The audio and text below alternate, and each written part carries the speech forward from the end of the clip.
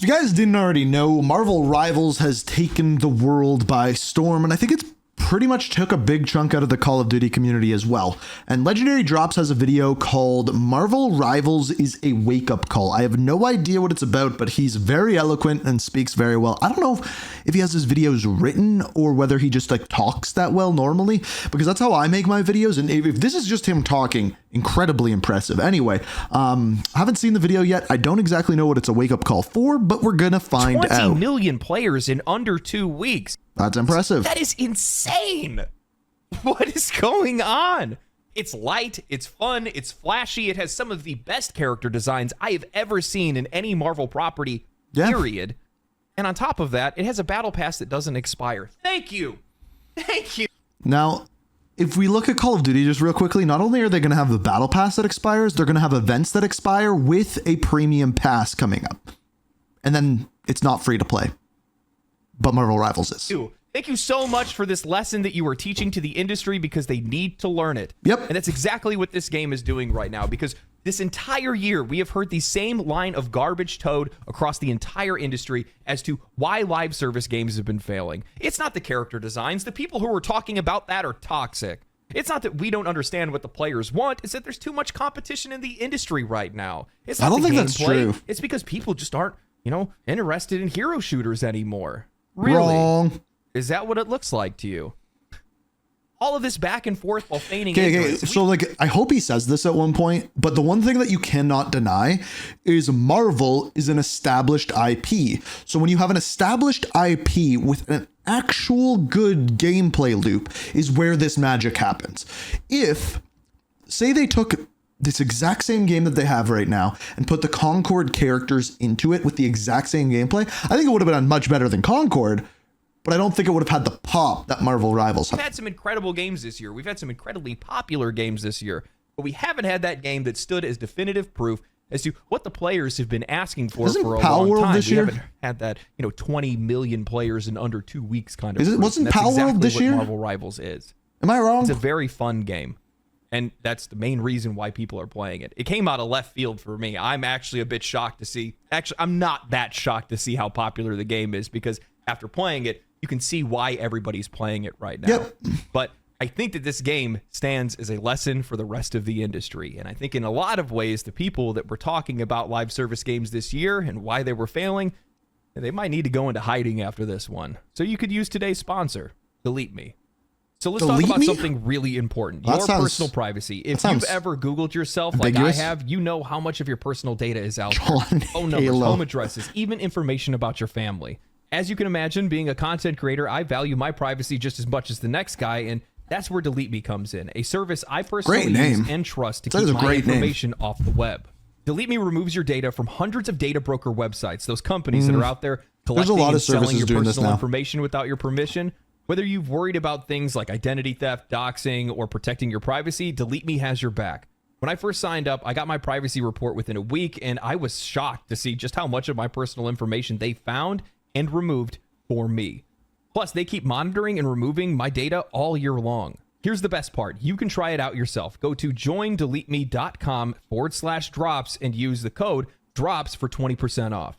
It's the easy way to take control of your personal information and protect your privacy online. Thank you to Delete Me for sponsoring today's video. Now let's get to it. In a year in which we've seen many live service games fail and a few of them even shut down within the same year that they were released, one now stands as the crowned king of 2024. The 100% list of excuses has grown incredibly long. The players are sick of being ignored, and in many ways, for those players who have been mistreated by other games, studios, and publishers, and subsequently lost interest in I will say, okay, so we've done one stream of Marvel Rivals, and I'll probably do another one coming up this week.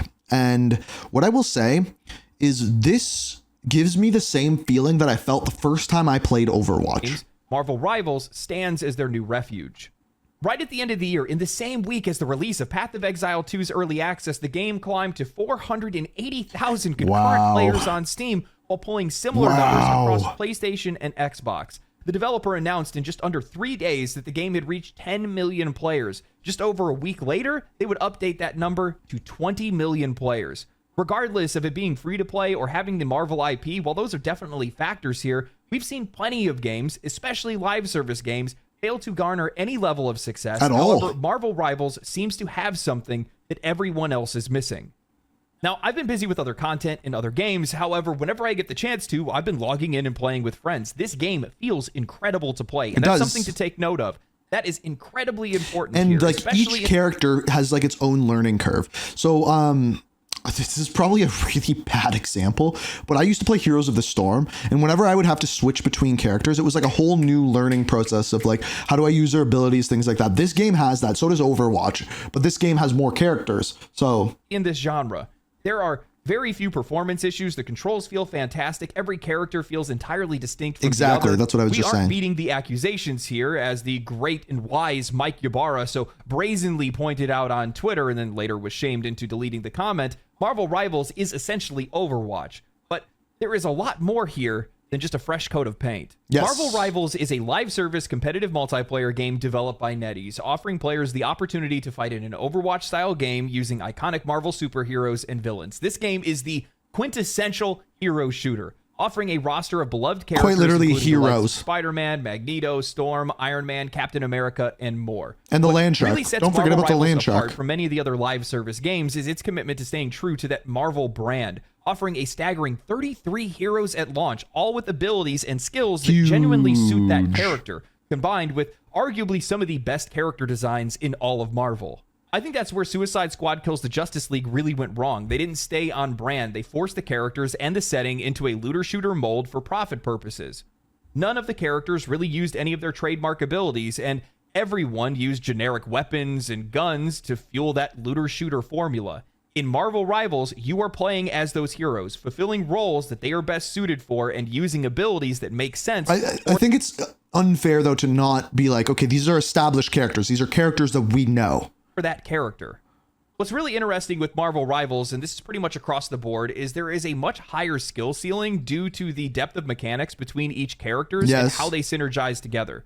Characters in the game have unique team-up abilities, passive bonuses, and activated abilities that can only be unlocked when you're actually pairing them with specific allies. For example, if you use Adam Warlock with Mantis or Star-Lord, well, he'll grant both of them a free revive upon death. This is something that I think really adds a little bit of extra flavor. That's when you get into like ranked and things like that. That depth and flexibility doesn't just end with team-ups. You see it across the individual skills of the heroes themselves. In Overwatch, as an example, Lucio can pump it up, boost speed and healing, and he can knock enemies back, and honestly, that's about it. His closest comparison in Marvel Rivals, Luna Snow, can use precision to heal her allies. And then she probably has good damage. She can give out shields. She can deal bonus damage with ice shards and slow enemies down. She can empower her abilities. And then when I was playing this game, I kept finding that when I used a new character, like by the end of like 1, 2, 3 games, I'd be like, oh, I didn't know I could do that too. Like there was always that like little bit more. And allies, and she has an ultimate that can either heal or increase damage. There's a lot more in the way of skill expression and role flexibility across the entire game. Now, what that means in gameplay is that while Marvel Rivals is a bit less accessible than Overwatch is, it has a higher barrier to entry for competitive play due to the depth of the character roster and their abilities. For competitive play. I think this is an extremely easy game to just jump into and play, especially because they do the thing where they label each character with a difficulty level of how to use them. And that like helps tremendously when just getting into the game. A meta is much harder to pin down in a game like this. There is a lot more in the way of individual skill expression between each character, and by extension, every match feels much more fresh because not every player plays the same hero. When compared to a Call of Duty game, every game feels exactly the same. Psylocke. I love this character. I love her in the Marvel Universe. I absolutely love her design in this game, and she's incredibly fun in Marvel Rivals. I think that hard to play, in many ways, this game's biggest strength isn't about how characters fulfill their roles. It's about how the game provides this layer of player agency that I otherwise don't feel like I get in other games. I'm not a frontliner. I don't really like being in the mix. I like sneaking around, peppering enemies with a bit of damage from the sidelines to support other characters. You have multiple options for that. Objectives and catch players who freshly respawn that are trying to get back to their team, and then I'll drop in out of nowhere with an ultimate to take out a bunch of enemies and disrupt the point, and then fade back into the shadows. I want everyone to forget that I'm even there until it's too late. Marvel Rivals has the vision to allow players to be able to play their own role rather than the one that the game assigns to them. The minute that this game came out, I started getting Discord notifications. I got messages from friends. Have you heard about the game? Are you going to play the game? Do you know anybody else that's playing the game? And that is incredibly special for a game like this because... Also, I feel as though since Fortnite, there's kind of been this thing where players are looking for that next big thing. And when you have a game like this that not only brings in the IP of Marvel, but also brings in good gameplay, people are like, this is it. This is that big thing. And now that the numbers are getting high, people are going to jump on board even more. That's exactly. Oops, didn't mean positive. Exactly what the developer wants, and that's exactly what a community wants for this kind of game, because you want more people that are playing it. You want people to go out and try to find more people to play the game with. And it just goes to show just how popular this game has become in such a short amount of time, and I think it's going to continue to grow in popularity because it is a really fun game, and a lot of people are really liking it right now. And in a lot of ways, it reminds me of the launch of the original Overwatch. And not just because of all the images people have been sharing online. What is up with people's obsession with wanting to put a big, I'm just not even going to touch that one. It feels like you're eating popcorn. Just one more. And the next thing you know, hours have gone by. You've been swapping between these different matches where different characters, chaotic, and people are still trying to learn how to play the game. Everybody's kind of out for themselves, and then you drop into a match that almost feels surgical, where everybody understands their role, they know what they need to do, they understand the maps. This is a really good way of explaining it. Great to play. And I think if there was one thing that I had to point out and say, like, this is Marvel Rivals' biggest strength, and it's even bigger than the Marvel Rival or Marvel IP itself, and it's just that the game feels really good to play. And that's something that I think a lot of studios... Every time I watch this guy, I need to know, is that a laundry room behind him? I need to know. Is that a laundry machine? Is that a bat? Like, what? Sorry. Those have gotten wrong over the last couple of years. There's no hit registration problems. There's no netcode issues. There's no disconnects. I haven't had any problems with FPS or anything like that. I didn't have a single problem with that. To navigate. The UI is super clean. I don't have any problem with being able to tell allies from enemies in the game. I can't tell. Okay, I know I've talked a lot about Call of Duty, but Call of Duty feels more like a free-to-play game than Marvel Rivals does. How many times I've ran into games like that, and yeah, it just feels really good to play. The animations are solid. The controls feel really good. The character abilities make sense and look really cool, but nothing ever really, obfuscates your vision while you're playing the game. Big word. Really important in a game like this, and that's something that they get right. And I think that goes a really long way with something like this. And one of the other things that I like as well is that they're not going to paywall characters behind battle passes or microtransactions. I actually didn't know what they were going to do with that. The best way for you to be able to do it with a game like this. 100%. And something that I really like is that you actually have to go looking for the monetization. It's not just in your face. And I'm going to trigger some people when I bring this up. But you know those games that like to hit you with like 4 or 5 different notifications Call of Duty menus of like different things that they're trying to sell you before you can even get in to play the game in the first place? I was just talking about Call of Duty doing this. Have that. For now. Open the game. For now. Keep that in mind. Play. You're in a match. Hopefully it stays like that. And by the way, incredibly quick match times. I mean, you hit Oh my God. Match found. There's no delay. Like, I've never seen a game that's like that ever. I love it. And like, in a lot of ways, click the button, you're like in a game. I think that I look at the industry and I see how they've been covering it, talking about its success and the reviews and things like that. And they're really downplaying it. They're oversimplifying it. Well, it's the Marvel IP. Well, it's a free-to-play game. That's the reason why this game is doing so well. And they're really underselling it because I think the truth is a lot more nuanced than that. Marvel Rivals doesn't just replicate what other... If this game continues its success for over a month, this is going to be something big. Now, it's new. It's kind of like Pal World, right? Pal World was absolutely massive when it came out. A month later, a year later, is anyone talking about it? No. If this game can hold on to this success, this is going to be something. But I don't know if it can. It also does better what others did wrong. And in that, what they're doing is they're picking up all the players that have been left behind. A really popular discussion that I've seen recently is both games executives and games media that have been writing this line of games being ripoffs of successful games, and that's the major factor as to why those games have been able to find any success. Lucio. Which, yeah, duh. And Overwatch, like even like the little bar at the bottom. There's more to it than that, and that undermines the success of that game. We saw the same thing with Pal World on its release. Yes. Its design and gameplay elements were definitely emulating Pokemon. There's no doubt about that, but a mere copy doesn't find 25 million players the way that Pal World did. Or now 20 million players for Marvel Rivals and its inspiration that's taken from Overwatch. Now, I will say I find it incredibly rich to see that Mike Ybarra, ex-Blizzard president turned sports betting CEO. I didn't actually know that's what he did. There's a career change that makes a lot of sense. It tells you a lot about the industry today, now doesn't it? However, he went to Twitter to say, Looks like Overwatch Marvel Rivals ships tomorrow, much like Light of Motrium, a clear copy of Horizon Zero Dawn out of China. I mean, even the character name, Widowmaker in Overwatch versus Black Widow in Marvel Rivals, LOL. NetEase, Tencent. Okay, well, you could also say this. Like, if you want to look at it from the other way, pretty sure Black Widow was a character before Widowmaker. Could be wrong, but all the same. Ironic coming from somebody that used to work for Blizzard, a company that outside of a few hits has built its entire empire off of copying successful games, modernizing them, and then re-releasing them to even more success. I mean, Overwatch isn't even original. Most of its core mechanics and premise were directly taken from Team Fortress 2, but yeah, that too. I've seen a lot of people comment on this tweet. However, the one thing that I see that apparently nobody else does is fear and coping. If Palworld ever beats the sales of a Pokemon release, if Marvel Rivals buries Overwatch, well, it already did bury Overwatch, outsells Horizon, I don't know much about that game. Empires that you've built and the games that you've made.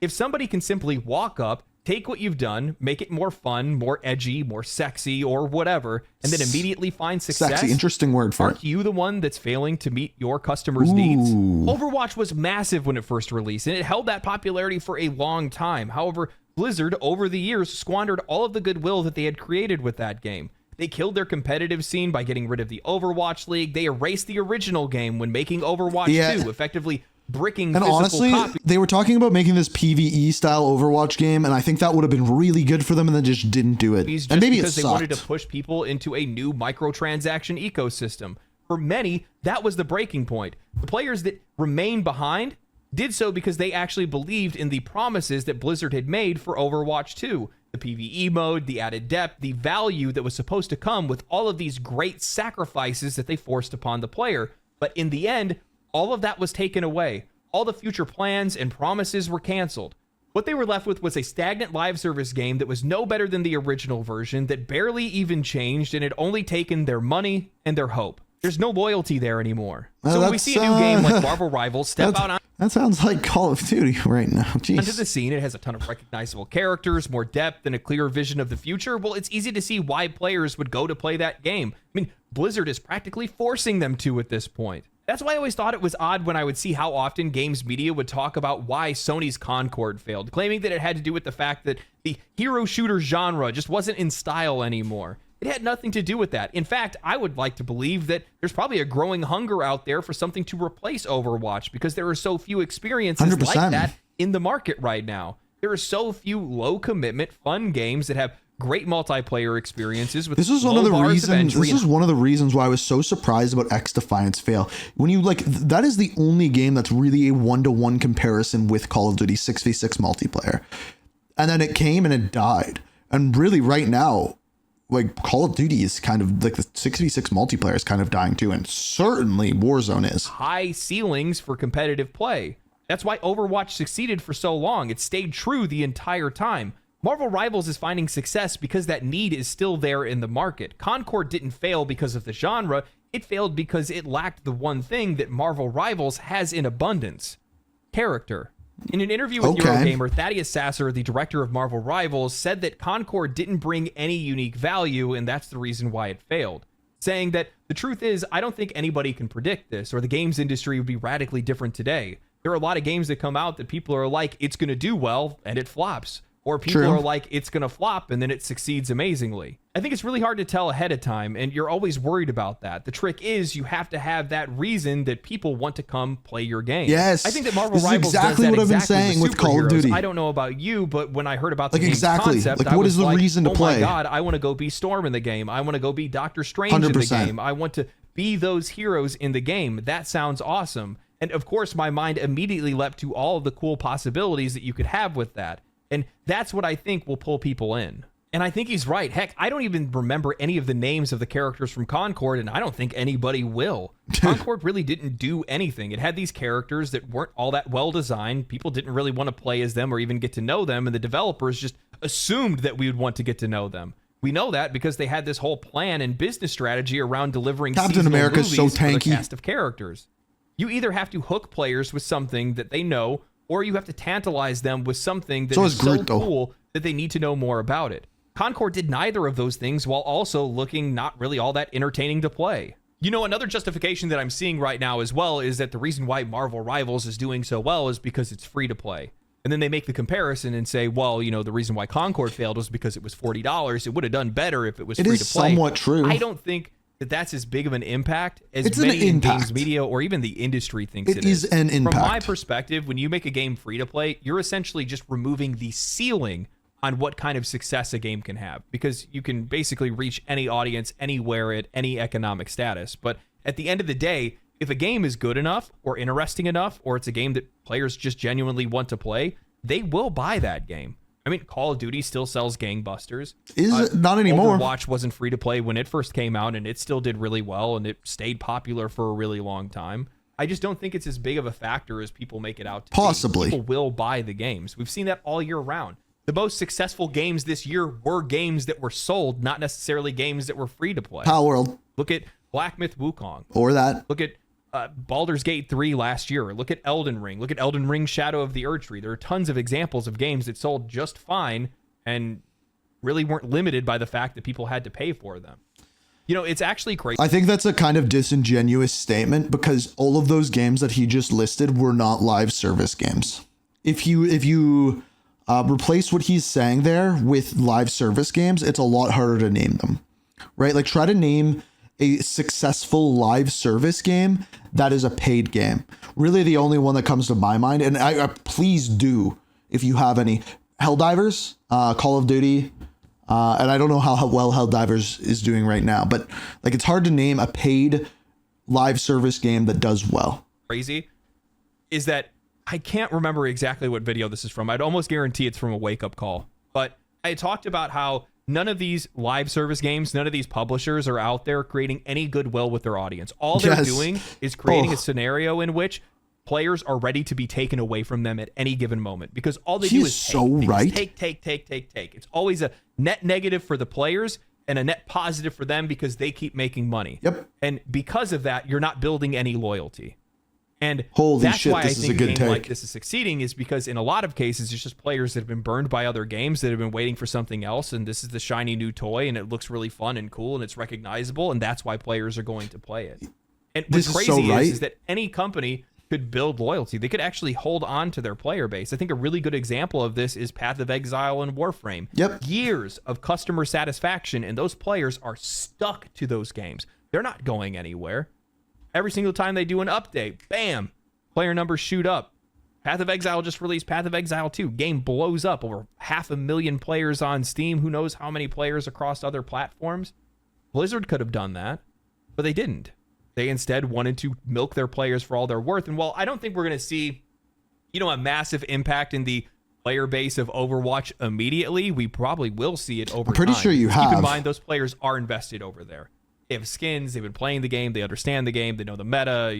For the people that are in the competitive scene, they're invested for other reasons as well. I think there's probably already an effect on that. Immediately, but I do think you're going to see it slowly happen over time, because one game has a bright future and the other game is I'm not gonna lie, I think Call of Duty is in a completely different realm of game, and I think Call of Duty has seen an impact on its player base, not just because of Marvel Rivals, but one of the reasons. I bet you I don't know, hundreds of you watching this video are probably in that boat where you're playing Marvel Rivals right now instead of Call of Duty. I bet you. I think that Marvel Rivals director is absolutely right when he's talking about creating something to entice players to come over to your games. And for him, he's using the example of the characters, which he's absolutely right in that. I think that, having the IP is huge. It's very recognizable. People want to go play as the Marvel characters. I have my favorite. Most people have their favorite characters. It's fun to play them as those all characters. Of my favorite characters and I don't enjoy playing. It's also fun to fill that player fantasy or that power fantasy of playing as that character and using their powers against other heroes and stuff like that. But one thing that I think that Marvel Rivals has proved that the industry is not going to be very happy with, and it's that players do care about how their characters look. Something that I've taken a while to figure out how to properly voice is that games across the board need to do a better job at inviting players in to actually play their games. And making your game beautiful and attractive is the best way to do this. Now, I mean this figuratively and literally. Dark Souls or Elden Ring don't need hot characters to bring you in. It hooks you with the setting, the vistas, the brutality. Path of Exile 2 entices you with the grotesque nature of its world. However, games that the player character is the main focus, narrative-driven RPGs, or in this case, the hero shooter genre, it is incredibly important to make sure that those characters are going to attract the player in to actually want to play as those characters, to learn about them, to be them, and ultimately buy cosmetics for them. Marvel Rivals understands this and executes on it with style. Before this game was even released, that's a really good way of putting it. How many times I saw images of Squirrel Girl floating around Twitter, Reddit, and Discord conversations. Hell, the first time that I was even introduced to this game was because of a tweet that I had seen where apparently one of the models that had posed for one of the characters and their CGI had been leaked. And the body model for Psylocke proudly let everybody know that that was her ass in the video game. Rivals has some of the slickest designs that I have seen in this year so far. But it works, right? It brings people into the game. They do an insane job of blending comic designs and anime designs in a way that doesn't take away from the original art of the characters. They still remain just as iconic, I love the model. but they're updated. That's mine. Look at that. Sensibilities and tastes. You want to play as these characters, and the game invites you to do that because of how great they look. When you actually play the game, it's even better. You're bouncing between these menus and flashing yellow lightning characters popping out of the selection screen. Yeah, it makes even the menus feel good. Intro animations, and in-game, the art style flows between this hand-drawn cartoon and cel-shaded thing that feels like it's straight out of the Spider-Verse movies, which were really incredibly popular and visually beautiful. When I go back and I look at games like Concord or Suicide Squad, I was going to say Suicide Squad. It's clear that character designs play a huge role in drawing players in, yet these games miss the mark. In Suicide Squad Kills the Justice League, for example, they gave their rendition of Miss Freeze, and that felt completely detached from the character that we know and love. What is she wearing? All of the characters in Rivals, every single design jumps out of the screen, showing you something fresh, interesting, and recognizable. And it's close to what we know. I think Hawkeye's one of the worst ones, if I'm going to be honest. But just felt completely forgettable. They didn't inspire curiosity. The designs felt so generic that there really wasn't even a reason for you to care. There was nothing. It looked like someone went into the game and just put random, and those are the characters you got. That screamed come and play. Nothing to make you want to learn about their backstory or even experience the gameplay. And I think it's really important to take notice that Marvel Rivals has completely avoided this broader trend that we've seen across the industry, this heavy lean into socially progressive design choices that, I'll be honest, I just don't find them aesthetically pleasing. Nothing to do with personal beliefs or ideologies. I just don't think they look interesting or cool, and oftentimes they feel forced and uninspired. Characters that are introduced with seemingly little depth, lacking substance, and designs that are so clinical and uninspired that they fail to generate any excitement or interest. Instead, they're just turning players away. I've seen a lot of people ask the question, why do you even care? If you don't like the way that it looks, just don't play it. And that's the thing. People are not playing these games. Nope. They are failing by either creative choices or choices that are rooted in their own worldview.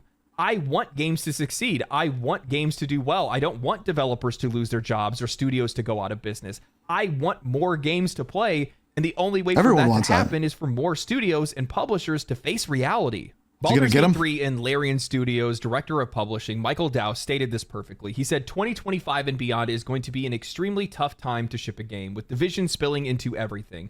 I have one practical piece of advice. It's going to be a very difficult time because GTA is releasing. To some, seem controversial, but it's crucial. Anticipate, don't ignore, or ridicule, or stoke.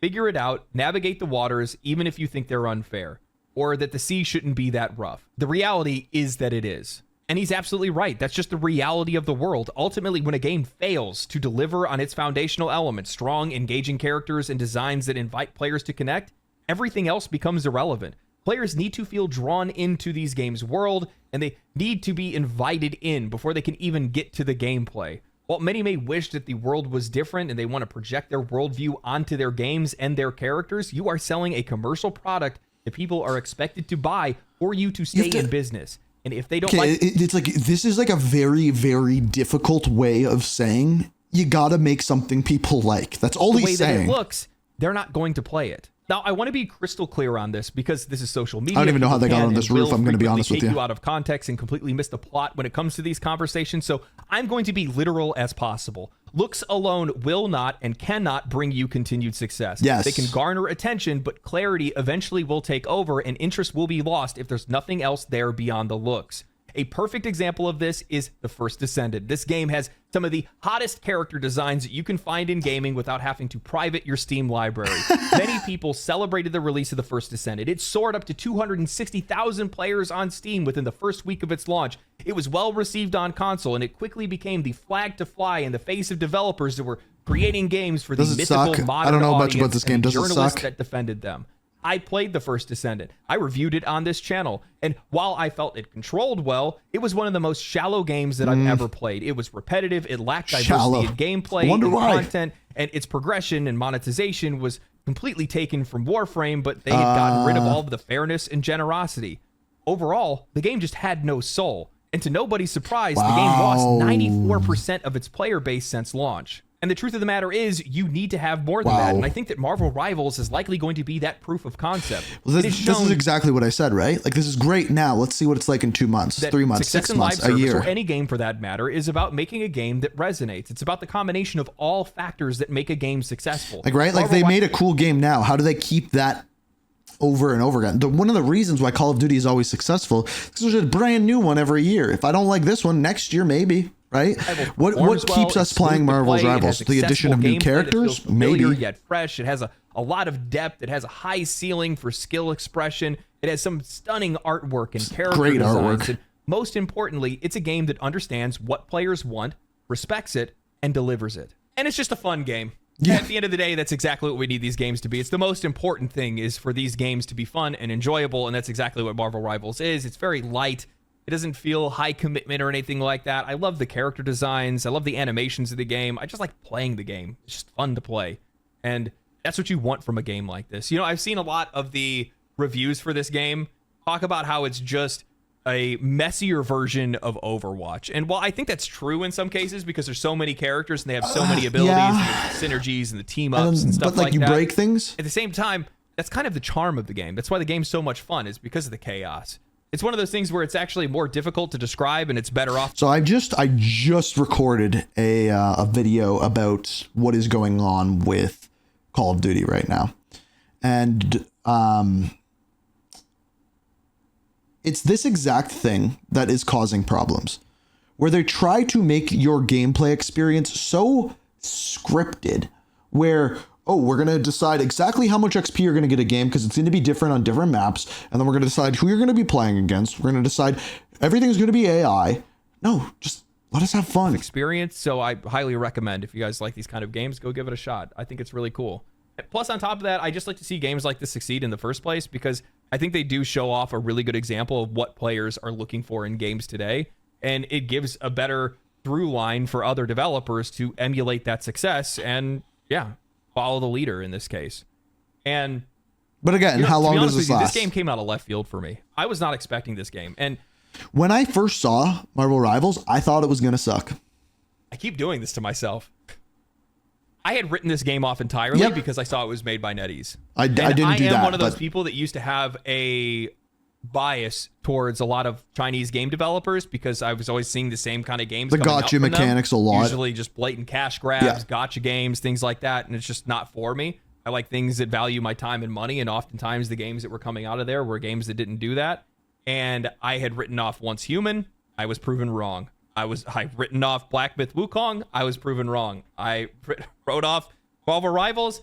And here I am again, proven wrong. So I am just going to, you know, not sell myself up river when it comes to some of these games anymore. But, you know, it's crazy to see, like, what is going on with China? Genuinely. They're killing I'm wondering if it's just because of the fact that they're not dialed into, like, the social politics and, like... Or is it like they're actually listening? Are they listening? Is China listening? You know, general discourse in the West and stuff like that, that they just cut through all of the BS and see, like, what consumers want to buy as a product just make that product, and they ignore everything else. And that's probably why they're finding so much success right now, is because they're basically just ignoring all of the noise of the world and just making a video game as a video game and not really thinking about anything else. And it goes a long way. It's giving them and bringing them a lot of success. And I think that the crazy thing is, like, the East in general has cleaned up 2024. 2025 is probably going to be just the exact same thing. Because if you looked at the Game Awards, a lot of the biggest releases were games that were coming from the East. Capcom's cooking. Capcom you got is a couple cooking. of the other Chinese developers that are cooking right now. You got some South Korean developers are starting to cook a little bit. They just need to get off of that bad monetization stuff. There's a problem with like some of the Eastern games, man. Some of the Westerns like like that most overt monetization, and it just see. It's like they switched. The Eastern side did this crazy monetization stuff. Now the West, like Blizzard, like all of these studios are doing what they did, and now like, are we going to switch just back and forth over and over again? Nothing to do with their game. They have such great premises for games, and then they just ruin it. And I'll be honest with you, like I look at a game like Lost Ark. I think this is probably the best example of it. Lost Ark, as a concept, is such an incredible game, but the problem is that you put all the like gotcha mechanics with leveling up weapons that completely undermine the reason why you would play a game like that in the first place. If you're playing an MMO, it's to get cool weapons and equipment, 100%. make your character stronger. But when you make people pay for that, It doesn't work. why would I even play the game? The achievement of getting that stuff rather than buying it is the reason why people I'm telling you, I need to play Path of Exile 2. I need to get into it.